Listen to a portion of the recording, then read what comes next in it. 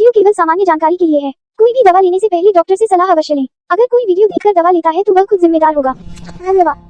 तो हेलो दोस्तों, आज हम बात करेंगे चेहरे के मुहासे और जो पिंपल्स हो जाते हैं उनके बेस्ट इलाज के बारे में। ठीक है, क्या आपको पता है कि 80% ऑफ पॉपुलेशन जो है वो इस प्रॉब्लम से जूझ रही है। ठीक है, तो आज अपन बात करेंगे मुहासे और पिंपल्स को भगाने के इलाज के बारे में। ठीक है, जो मुहासे और पिंपल्स होते हैं इनका इलाज जो होता है थोड़ा डिफिकल्ट हो सकता है, मतलब इसको टाइम लग सकता है आपको इनको खत्म करने में। लेकिन अगर सही इलाज अगर लिया जाए तो इनको बहुत ही जल्दी और आसानी से इनको खत्म किया जा सकता है। तो उसी इलाज के बारे में जो अपन यहाँ पे बात करने वाले हैं। ठीक है, तो सबसे पहले अपन देखते हैं कि जो आपकी एक्ने की जो प्रॉब्लम हो वो सीवियरिटी से लेकर नॉर्मल तक भी हो सकती है। तो आपकी जो इस जर्नी है, मतलब ये जो सीवियरिटी वगैरह है उसको नॉर्मल से ला करके और बिल्कुल क्लीन होने वाले इलाज के बारे में आज यहाँ पे अपन बात करने वाले हैं। जिसमें सबसे पहले अपन देखेंगे कि जो एक्ने के टाइप्स जो होते हैं, किस किस टाइप के एक्ने हो सकते हैं।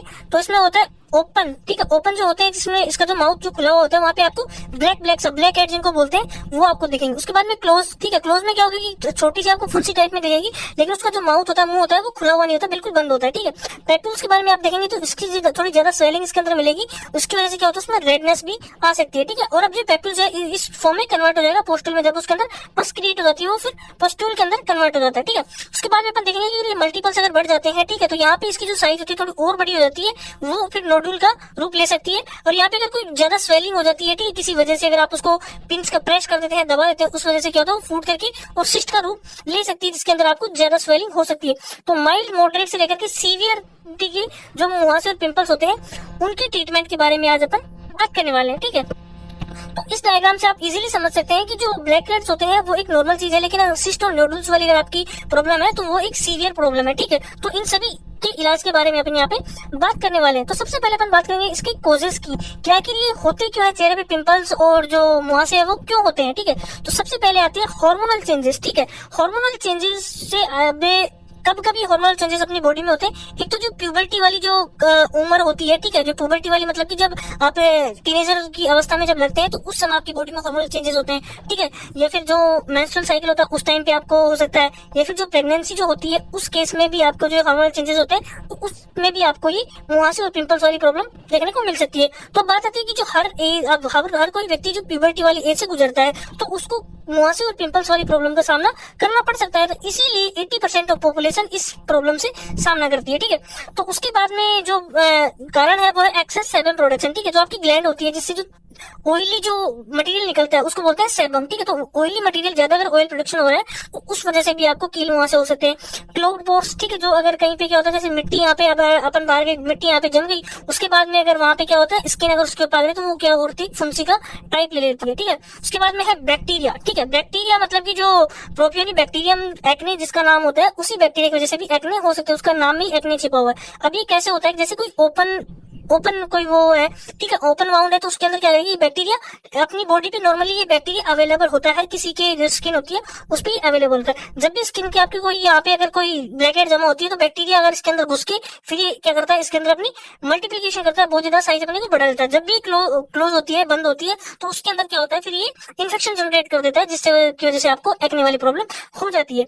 उसके बाद में डाइट। ठीक है, अगर आप बहुत ज्यादा ऑयली डाइट खा रहे हैं, ठीक है, स्टेरॉइड्स अगर आप ले रहे हैं, ठीक है, खाने में, तो इस वजह से भी आपको मुहासे और पिंपल्स वाली प्रॉब्लम का सामना करना पड़ सकता है। तो ये सारे रीजंस इसके पीछे होते हैं। उसके बाद में आप जेनेटिक फैक्टर्स में हो सकते हैं कि जैसे आपके मम्मी पापा में अगर ज्यादा प्रॉब्लम है तो वो लोग जिनके मम्मी पापा में ज्यादा ये प्रॉब्लम होती है तो वो ज्यादा इसके वो होते हैं कि उनको ज्यादा होने के चांसेस बहुत ज्यादा होते हैं। ठीक है, मेडिकेशन में भी अगर आप स्टेरॉइड्स वगैरह अगर आप ज्यादा ले रहे हैं, ठीक है, हैवी एंटीबायोटिक्स अगर आप ले रहे हैं, ठीक है, और ऑयली चीजें अगर आप खा रहे हैं, ठीक है, तो उस वजह से भी आपको ये प्रॉब्लम हो सकती है। तो आपको स्टेरॉइड कम से कम लेने चाहिए। ठीक है, उसके बाद कुछ कॉस्मेटिक प्रोडक्ट्स होते हैं उनकी वजह से भी आपको हो सकता है। एनवायरमेंटल कंडीशन, अगर आप बहुत ज्यादा पोल्यूशन में रहते हैं, ठीक है, जहाँ पे धुआं मिट्टी बहुत ज्यादा उड़ता है तो उसमें भी आपकी स्किन पे ये मुहासे होने के चांसेस ज्यादा होते हैं। स्किन फ्रिक्शन मतलब कि आपकी स्किन के कहीं पे फ्रिक्शन हो गया, मतलब कि जो रगड़ जो लग जाती है उस टाइप जैसे आप कभी हेलमेट पहनते हो तो उस वजह से आपको हो सकता है, या फिर चेहरे पे आप कोई टाइट क्लॉथ बांध लेते हो उस वजह से हो सकता है। तो इन सभी कारणों से मुहासे और पिंपल्स वाली प्रॉब्लम अपने को देखने को मिलती है। लेकिन अब अपन बात करते हैं कि आखिर इसको कैसे ठीक किया जा सकता है, एक सही तरीके से कैसे इनका इलाज किया जा सकता है। तो सबसे पहले अपने को बात करना है कि इसके इलाज के बारे में, ठीक है। तो अब सबसे पहले आता है एक्ने स्टार जो फेस वॉश जो आता है, वो आप यहाँ पे अपन यूज करने वाले। अब एक्ने स्टार फेस वॉश अपन यहाँ पे क्यों यूज करने वाले हैं, क्योंकि इसके अंदर होता है सैलिसाइलिक एसिड, ग्लूकोलाइक एसिड, ठीक है। और यहाँ पे जो एंटीबैक्टीरियल मटेरियल होता है, ठीक है। उसके बाद में इसके अंदर जो एलोवेरा होती है, जिसके अंदर भी एंटीबायोटिक और एंटीसेप्टिक प्रॉपर्टी पाई जाती है, ठीक है। तो ये सभी गुण इस एक्ने स्टार फेस वॉश में पाए जाते हैं, ताकि जो अपने फेस पे जो पिंपल्स होते हैं, ठीक है, उनके बैक्टीरिया को किल्स कर सके, ठीक है। जो सैलिसाइलिक एसिड और ग्लाइकोलाइक एसिड है, जो सेबम प्रोडक्शन, जो ज्यादा ऑयली प्रोडक्शन हो रहा है, उसको खत्म कर सके, ठीक है। जैसे अपन फेस वॉश करेंगे तो ऑयल है पूरा चेहरे से वो बिल्कुल क्लीन हो जाएगा। तो आपको एक्ने स्टार से फेस वॉश करना है, ठीक है।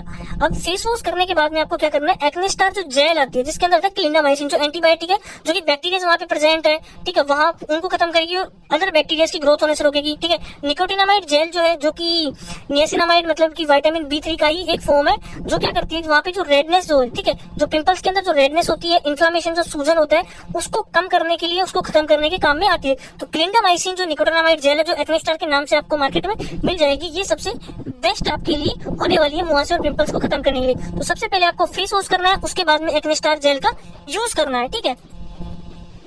उसके बाद में आपको एक जो कैप्सूल, जो सबसे बेस्ट जो कैप्सूल जो मानी जाती है चेहरे पे फुंसियां होती है, अगर आप ये किसी को नहीं दोगे तो मतलब कि वो फिर मतलब कि उसके जो मुहासे है वो बिल्कुल भी ठीक नहीं होंगे। तो ये कैप्सूल देना बहुत ज्यादा जरूरी है, जिसका नाम है ट्रेटिवा 20, जिसके अंदर आता है आइसोट्रेटिनोइन, ठीक है। 20 mg की जो कैप्सूल होती है, वो दिन में एक बार, ठीक है, एक बार खाना खाने के बाद में, ठीक है, खाने के बाद में ये पेशेंट को दी जाती है। एडल्ट पेशेंट को अपन ये एक कैप्सूल कंप्लीटली दे सकते हैं, ये सुबह या फिर शाम को सिर्फ एक बार आपको खाने के बाद में देनी है आइसोट्रेटिनोइन, ताकि जो ये चेहरे पे जो ब्लैक हेड्स होते हैं, सेबम के प्रोडक्शन को कम करती है, ठीक है, ब्लैक हेड्स को खत्म करती है, ठीक है, और जो पोर्स जो खुले हैं, ओपन एप्पल्स है, उनको बनने से रोकती है। तो ये सबसे बेस्ट कैप्सूल है।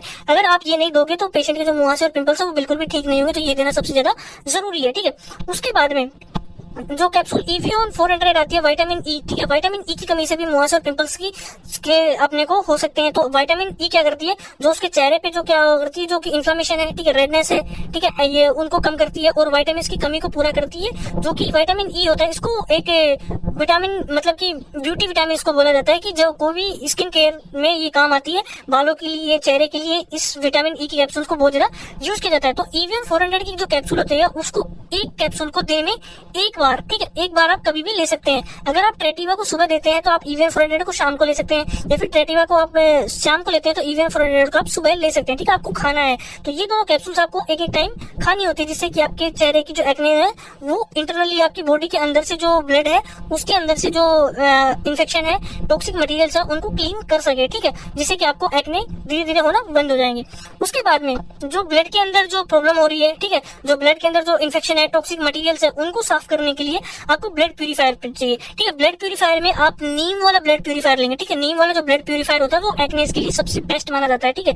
इसमें यहाँ पे अगर आप बात करें तो यहाँ पे जो सार का जो ये आप ब्रांड देख सकते हैं, इसमें ये सार का डर्मी केयर सिरप है, ठीक है, इसको भी आप यूज कर सकते हैं। और सार का ही एक नीम का, ठीक है, नीम का ब्लड प्यूरीफायर आता है, उसकी फोटो मेरे पास है नहीं, तो आप सार का यहाँ पे आप किसी भी आपको नेट से सर्च करके और नीम का ब्लड प्यूरीफायर वो आप मंगवा सकते हैं, तो वो सबसे बेस्ट होता है। या फिर नीम का कोई भी ब्लड प्यूरीफायर आप यूज कर सकते हो आपके खून को अंदर से साफ करने के लिए। आपको यहाँ पे साफी यूज नहीं करना है, आपको नीम ब्लड प्यूरीफायर ही यूज करना है, ठीक है, क्योंकि इसका रिजल्ट सबसे ज्यादा अच्छा देखने को मिला है। जो हम यूज करते हैं वही हम आपको बता रहे हैं कि नीम जो ब्लड प्यूरीफायर है वो सबसे बेस्ट होता है एक्नेस के लिए, ठीक है। तो आप नीम ब्लड प्यूरीफायर का जो 10 ml सुबह और 10 ml आपको पेशेंट को शाम को देना होता है, मतलब सुबह एक बार और शाम को एक बार खाना खाने के बाद में 2 बार आपको ब्लड प्यूरीफायर देना है, ताकि उसके अंदर से जो ब्लड के अंदर जो टॉक्सिन मटेरियल्स हैं, ठीक है, जो बैक्टीरिया है, जिनके से एक्ने हो रहा है, ठीक है, सेबम प्रोडक्शन को कम किया जा सके, ठीक है। तो इन सभी चीजों के लिए आपको ब्लड प्यूरीफायर चाहिए, ठीक है। उसके बाद में अगर कहीं पे अगर मान लेते हैं कि एक्ने इसके अंदर जो ये एक्ने, ठीक है, इसके अंदर पस बनी हुई है, ठीक है, मवाद इसके अंदर बनी हुई है, या फिर ये ओपन हो चुका है, ठीक है, तो उसके अंदर इन्फेक्शन फैलने का बहुत ज्यादा डर है। तो उस इन्फेक्शन को रोकने के लिए यहाँ पे अपन एक एंटीबायोटिक कैप्सूल का यूज कर सकते हैं, ठीक है, जो कि एक्ने के लिए सबसे बेस्ट कैप्सूल होती है सिफ्लेक्सिन 500, ठीक है। सिफ्लेक्सिन 500 जो कैप्सूल होती है उसको दिन में एक बार और दिन में 2 बार भी आप यूज कर सकते हैं, ठीक है। अगर किसी को ज्यादा इन्फेक्शन वाली प्रॉब्लम है, ठीक है, अगर किसी की कंडीशन सीवियरिटी है तो उसको आप सुबह और शाम दिन में 2 बार ये कैप्सूल दे सकते हैं, अदरवाइज दिन में एक बार भी ये कैप्सूल दे सकते हैं, ताकि उसकी जो स्किन पे या ब्लड के अंदर जो प्रेजेंट जो बैक्टीरियाज हैं, ठीक है, वो ज्यादा ग्रो ना करे, ठीक है, और जो प्रेजेंट है उनको किल किया जा सके ताकि स्किन को आपको एकदम क्लीन किया जा सके, ठीक है।